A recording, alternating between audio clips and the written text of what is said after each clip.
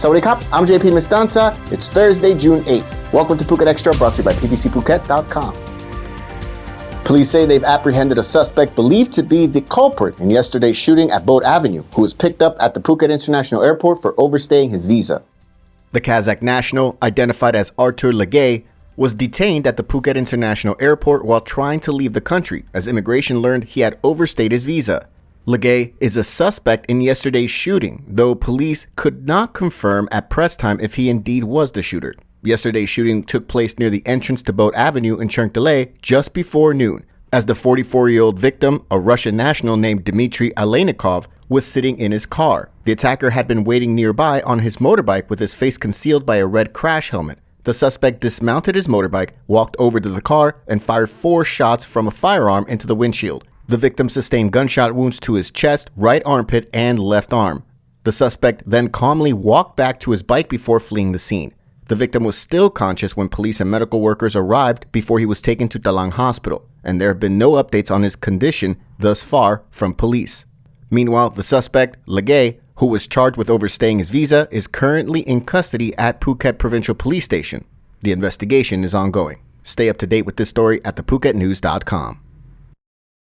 The crackdown on entertainment venues operating illegally in Phuket continued early hours of Tuesday after a raid on a bar in Phuket town. The Department of Provincial Administration, DOPA, raided the At 5 bar in Phuket town around 1:30 a.m. Tuesday morning. Upon inspection of the bar, it was revealed the owner was operating without the correct permit and was guilty of serving alcoholic drinks during restricted hours, according to authorities. It was also revealed that 3 underage customers were identified at the premises during the time of the raid.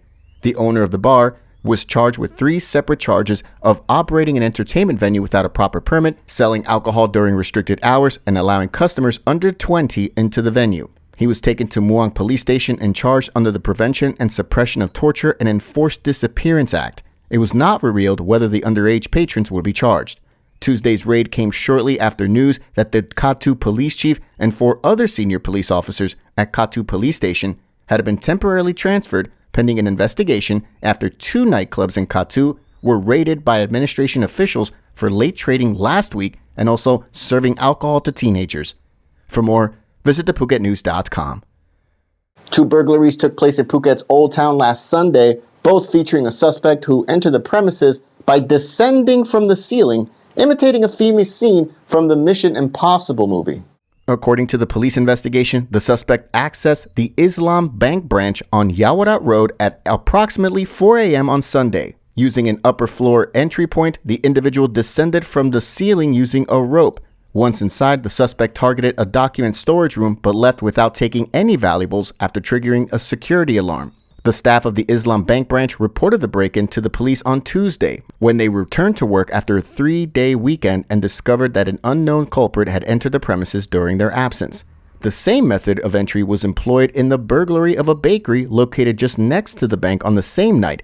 However, this time the suspect managed to escape with just 630 baht in cash and a Bluetooth speaker. Police are still investigating. For more, visit thephuket.news.com.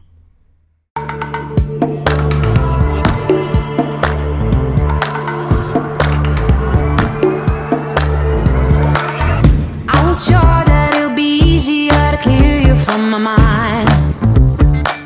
I wish you fall out from the window, take a bad trip to the ground.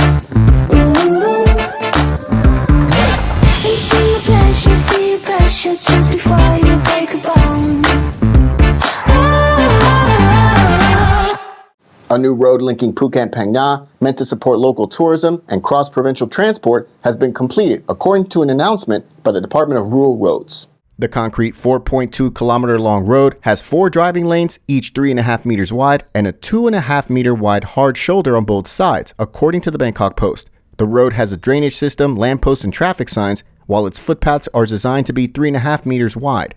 The Naklang Aojik Road, or 1042 Rural Road, is a new route connecting Phang Nga to Phuket and was completed at a cost of 282.8 million baht. While the road is expected to be used by tourists who fly to Phuket to visit Phang Nga's tourist destinations, no details were available on how much traffic it's likely to take. According to the Phang Nga Tourism Association, more visitors traveled to Phang Nga last year, up 41.65% from the year before. For more, visit thephuketnews.com.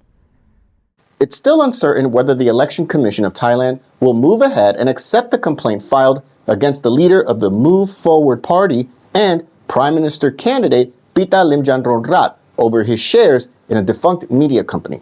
On May 10th, political activist Ruangkrai Liketwatana petitioned the poll agency to investigate Pita over 42,000 shares he held in iTV, an independent broadcaster founded in the 1990s that went off the air in 2007. The business license for the defunct media company is still active due to ongoing litigation with the government over unpaid concession fees. Under the current constitution, an election candidate is barred from running for office if he or she owns shares in a media company.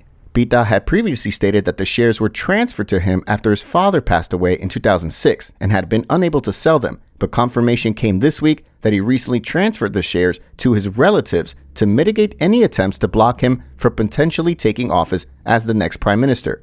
In a Facebook post, Pita said that attempts were being made to revive iTV as a mass media organization in a bid to attack him, as iTV was delisted from the Stock Exchange of Thailand in 2014 and has not generated any income from media activity for several years, beyond small sums for renting out broadcasting equipment to other companies. The chairman of the Election Commission stated on Wednesday that they have not yet decided whether there were grounds for the allegation and whether an inquiry panel should be set up. For more, visit thephuketnews.com. Thanks for joining us on this Thursday edition of Phuket Extra, brought to you by pvcphuket.com. Join us again tomorrow. Until then, stay classy, Phuket. Phuket's rapid modernization has made it one of the world's premier holiday destinations. Investors can still buy quality condominiums for as low as $75,000 and luxury properties can go all the way up to $20 million. Condominiums in Phuket are a safe, secure bricks-and-mortar investment offering foreigners freehold ownership. Call or email Thai Residential, Phuket's #1 trusted real estate advisor, to find your perfect Phuket property.